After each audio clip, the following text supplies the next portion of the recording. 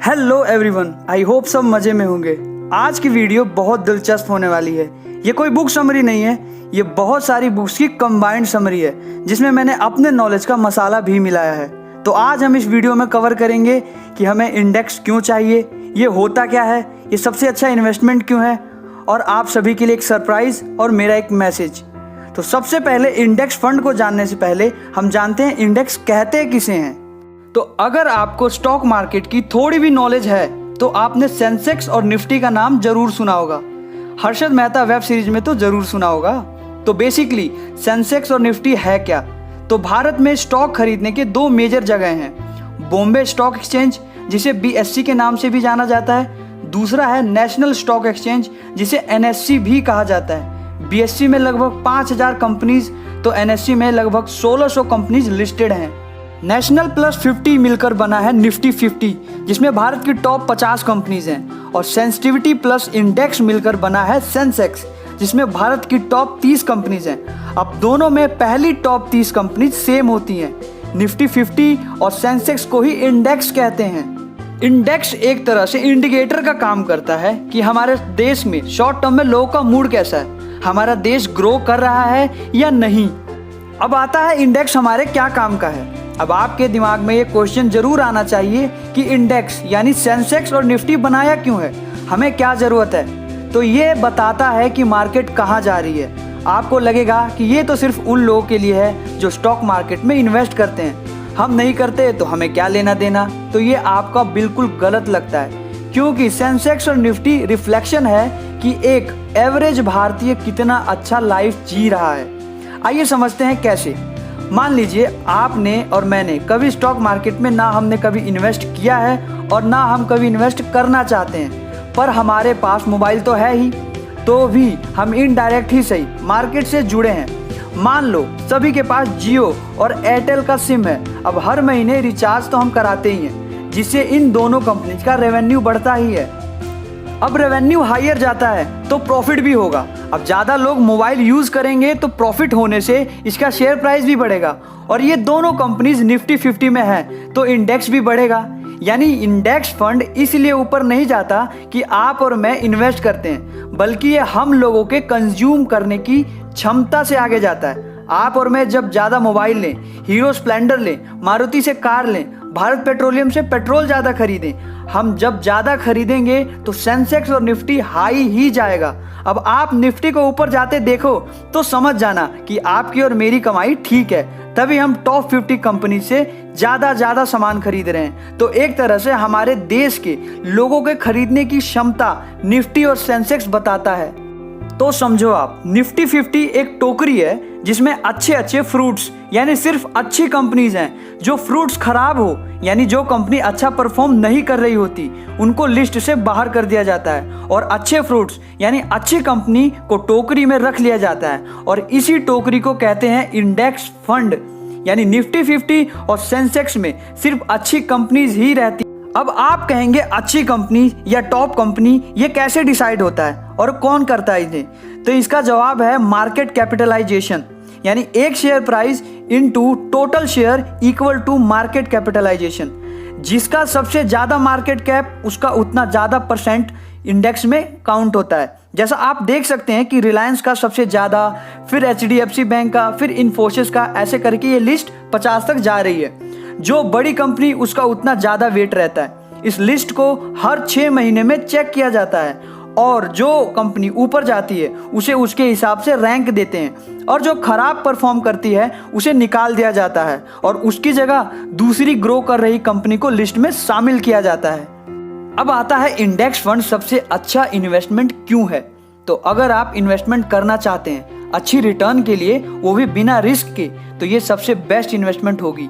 और अगर आप इन्वेस्टमेंट नहीं करते तो भी ज़रूर देखो, क्योंकि इसे देखने के बाद आप कहोगे यार ये कितनी प्यारी चीज़ है, मैं अपना सारा पैसा इसमें डाल दूंगा, यहाँ तक कि अपनी गाड़ी बेच के, घर बेच के इसमें पैसा डाल दूंगा। तो आपको पता तो होगा ही कि 2019 से 20 में हमारी GDP 2.9 ट्रिलियन थी। अब मैं अज्यूम कर रहा हूँ कि आपको पता है GDP किसे कहते हैं, और 2020 से 21 में ये 2.7 ट्रिलियन थी, जो 7 से 10% गिर गई है। और निफ्टी 50 की टॉप 50 कंपनीज का मार्केट कैप 1.3 ट्रिलियन है और स्टॉक मार्केट में लिस्टेड ऑल कंपनीज का मार्केट कैप 2.7 ट्रिलियन है। तो क्या हम कह सकते हैं कि इंडेक्स या मार्केट हमारी जीडीपी को रिफ्लेक्ट करती है? यानी जैसे जैसे इंडिया की जीडीपी बढ़ेगी वैसे वैसे इंडेक्स भी बढ़ेगा, क्योंकि जीडीपी बढ़ी मतलब हमने ज़्यादा प्रोड्यूस किया, यानी टॉप 50 कंपनीज ने ज़्यादा प्रोड्यूस किया। ये टॉप 50 कंपनीज जब ज़्यादा प्रोड्यूस करेंगी तो उनका सेल बढ़ेगा, सेल बढ़ेगा तो रेवेन्यू भी बढ़ेगा, रेवेन्यू बढ़ेगा तो शेयर प्राइस भी बढ़ेगा और शेयर प्राइस बढ़ेगा तो इंडेक्स भी बढ़ेगा। यानी जीडीपी बढ़ेगा तो टॉप 50 कंपनीज का मार्केट कैप भी बढ़ेगा। यानी stock market GDP long term में एक का कोरिलेशन रखते हैं। लॉन्ग रन जैसे 20-30 सालों में हमारी इकोनॉमी ग्रो करती ही है। अब आपका सवाल होगा कैसे? तो जवाब है फर्क नहीं पड़ता आने वाले समय में कुछ भी हो, कोविड जैसा वायरस आए या कुछ भी हो, आने वाली पीढ़ी हमसे बेहतर लाइफ ही जिएगी। अब आप कहेंगे कैसे? तो खुद को देखिए, क्या हम अपने माँ बाप से अच्छी लाइफ नहीं जी रहे हैं? तो आने वाले हमारे बच्चे क्या हमसे सही लाइफ नहीं जिएंगे? तो चलिए इस चीज़ को और अच्छे से समझने के लिए हम इंडेक्स की पास्ट परफॉर्मेंस देखते हैं कि इसने क्या रिटर्न दिया है। तो 1979 में सेंसेक्स स्टार्ट हुआ था 100 पॉइंट से। अब ये सिर्फ एक नंबर है, ये 1 या 1000 से भी शुरू होता तो इस बात का कोई ज़्यादा फर्क नहीं पड़ता। 1979 से 2021 तक ये 100 से 52,000 पॉइंट तक जा चुका है। आप ग्राफ देख सकते हैं कि ये लॉन्ग रन में सिर्फ बढ़ता है। आप देखेंगे ये बीच बीच में नीचे ऊपर गया है, लेकिन ये सिर्फ शॉर्ट टर्म में होता है। तो सेंसेक्स पिछले 42 सालों में 520 गुना बढ़ रहा है, यानी एवरेज 15% का CAGR compounded annual growth rate इसने दिया है। कुछ सालों में इसने 8-10%, तो कुछ सालों में इसने 20-22% रिटर्न भी दिया है। लेकिन हम इन सबको अगर इकट्ठा करें तो एवरेज 15% आता है, तो इसलिए हम 15% एज्यूम करते हैं। यानी अगर हमने इसमें पैसे लगाए होते तो 15% CAGR से ये हर 5 साल में डबल होता। आओ इसे बैंक से कंपेयर करके देखते हैं कि अच्छा इन्वेस्टमेंट कैसे है।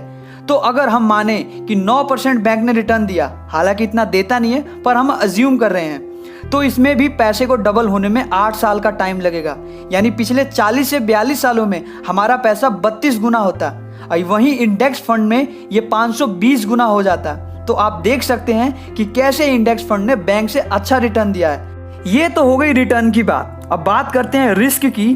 तो इसमें रिस्क सिर्फ ये है कि मार्केट शॉर्ट टाइम में बहुत वॉलेटाइल होता है, यानी 5 साल से कम टाइम में इसमें रिस्क रहता है। तो पैसे आप 5 साल से कम टाइम के लिए इसमें ना डालें। अब हम एक और रिस्क की संभावना की बात कर लेते हैं। मान लेते हैं अगर देश में वॉर हो जाए या कोई और वायरस हो जाए जिससे सब कुछ बंद हो जाएगा, लेकिन हम खाना तो खाएंगे ही, यानी कैपिटल के खोने का रिस्क बिल्कुल भी नहीं है।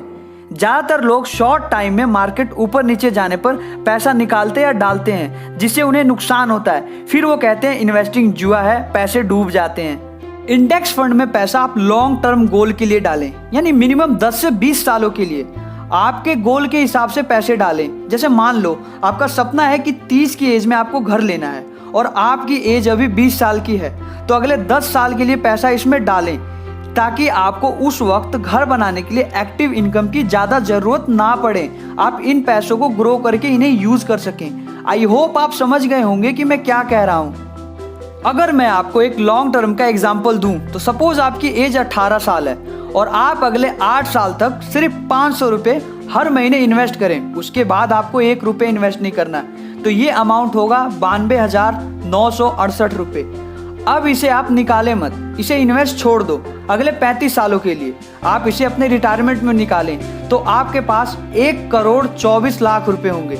ये थी सिर्फ आपके 500 रुपये हर महीने की ताकत, वो भी सिर्फ 8 साल के लिए। तो इंडेक्स फंड को आप समझ सकते हैं कितना पावरफुल रिटर्न देने वाला है। अब आता है सरप्राइज। तो सरप्राइज ये है कि आप नीचे डिस्क्रिप्शन बॉक्स में ग्रो ऐप का लिंक दिया हुआ है, जिसे आप डाउनलोड करके साइन अप करेंगे तो आपको 100 रुपये मिलेंगे, जिसे आप चाहें तो बैंक में विड्रॉल भी ले सकते हैं। लेकिन हम तो इन्वेस्टमेंट की बात कर रहे हैं, तो हम इसे निकालने की जगह इसमें 400 रुपये और डालेंगे और अपनी इन्वेस्टमेंट जर्नी स्टार्ट करेंगे। तो अब तक हमने जाना इंडेक्स फंड क्या है, यानी सेंसेक्स और निफ्टी क्या है, इंडेक्स हमारे क्या काम का है, इंडेक्स फंड क्या है और इसके रिटर्न और रिस्क को भी जाना। किस तरह से आप छोटे से अमाउंट से भी शुरू कर सकते हैं ये भी जाना। अब फाइनली मेरा मैसेज ये है कि आप इन्वेस्टिंग जितना जल्दी स्टार्ट कर दें उतना बेहतर है। इन्वेस्टिंग से ना सिर्फ आपको पैसे ग्रो कैसे करते हैं ये पता लगेगा, बल्कि आपका पैसों को लेकर माइंडसेट चेंज होगा। आप पैसों को मैनेज कैसे करते हैं ये भी जानेंगे। और अगर आप ऐसा नहीं करते हैं तो आप लाइफ टाइम काम करते रहेंगे, सेव भी करेंगे, लेकिन फिर भी आपको समझ नहीं आएगा कि मेरे पैसे जा कहाँ रहे हैं। कॉन्ग्रेचुलेशन, आपने इन्वेस्टिंग की शुरुआत तो कर ही दी है इस वीडियो को यहाँ तक देखकर। Thanks for watching. अपने दोस्तों के साथ इसे शेयर करो जिन्हें लगता है कि इसकी ज़रूरत उन्हें है। और अगर कोई क्वेरी है तो नीचे कमेंट बॉक्स में लिखो और सब्सक्राइब और शेयर करो यार।